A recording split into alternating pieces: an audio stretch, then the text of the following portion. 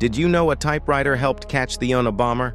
FBI experts found the manifesto was typed on a 1960s Underwood typewriter. They studied every detail: spacing errors, worn keys, mechanical flaws unique to that exact machine. When agents raided Kaczynski's cabin, they discovered the same typewriter sitting on his desk. Forensic experts matched the letter impressions perfectly, every quirk lined up. What started as recognizing his writing style became rock-solid proof. The typewriter that spread his message became the evidence that sealed his fate.